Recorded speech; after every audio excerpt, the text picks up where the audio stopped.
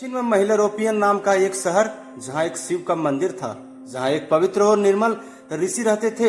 वे हमेशा भिक्षा के लिए पास ही के शहर जाया करते थे और वहाँ से अपनी आवश्यकता से अधिक अन्न लाया करते थे। वे सुबह जाया करते थे और शाम को भोजन बनाने हेतु वापस आते थे। आवश्यकता के अनुसार अपना भोजन बनाकर बचा हुआ अन्न बर्तन में भरकर रख देते और गरीबों को बांट देते थे, जिसमें वह गरीब सुबह मंदिर की सफाई और सजावट कर देते थे।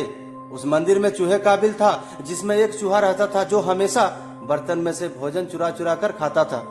ऋषि उस चूहे से बहुत परेशान थे। इससे परेशान होकर ऋषि बर्तनों को रस्सी के सहारे ऊपर लटका कर रखते थे, परंतु वह चूहा किसी न किसी तरह से उस भोजन तक पहुंच जाता था और उसे खा जाता था।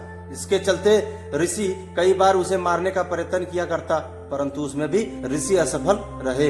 एक दिन उस मंदिर में एक भिक्षुक भिक्षा मांगने आए, परंतु ऋषि उस चूहे को मारने में व्यस्त थे। इसी कारण से वह उस भिक्षुक से मिल नहीं पाए और भिक्षुक ऋषि पर बहुत ज्यादा क्रोधित हो गए।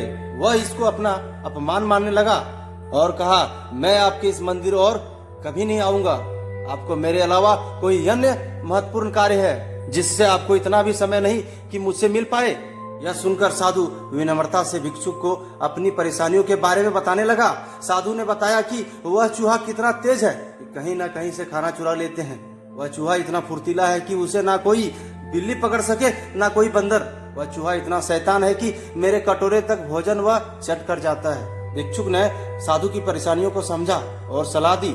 चूहे में इतनी शक्ति, आत्मविश्वास और चंचलता के पीछे अवश्य ही कुछ न कुछ कारण होगा। इस बात पर भिक्षुक ऋषि को कहने लगा कि चूहे के पास बहुत सारा भोजन जमा होगा, जिसके कारण वह सोचता है कि उसने यदि आज का खाना चुरा भी ना पाए तो भी वह जमा खाने से अपना पेट भर सकता है। इसी कारण वह ऊंची से ऊंची छलांग लगाकर भी खाना चुरा लेता। उसके मन में एक आत्मविश्वास था कि वह खाना चुरा लेगा। उसके पास खोने योग्य कुछ भी नहीं है।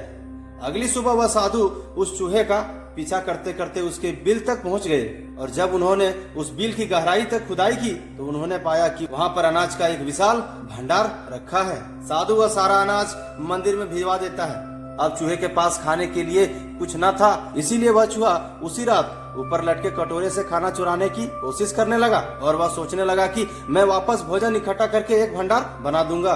जब वह चूहा उस कटोरे तक पहुंचने के लिए छलांग लगाता है तो वह उस तक पहुंच नहीं पाता और धड़ाम से गिरता है। अब चूहा के पास ना तो आत्मविश्वास था और ना ही बल। तभी साधु वहां पहुंच गया और उसने गिरे हुए चूहे को देखा तो अपनी छड़ी से उस पर हमला करने की कोशिश करने लगा। किसी तरह वह चूहा अपनी जान बचाकर मंदिर से भागा और फिर कभी उस मंदिर की ओर नहीं आया। इसलिए यदि व्यक्ति के पास संसाधनों की कमी ना हो तो उस व्यक्ति का मनोबल और आत्मविश्वास और अधिक बढ़ जाता है।